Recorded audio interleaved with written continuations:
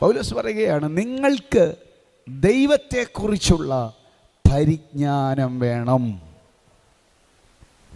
ആരെ ആരാധിക്കണമെന്ന് അറിയാൻ വയ്യാത്തവർ എന്തിനേയും കയറി ആരാധിക്കും. ആരെ ആരാധിക്കണമെന്നറിയാൻ ആരംഭിച്ചാൽ അവനെ മാത്രമേ പിന്നെ ആരാധിക്കത്തുള്ളൂ.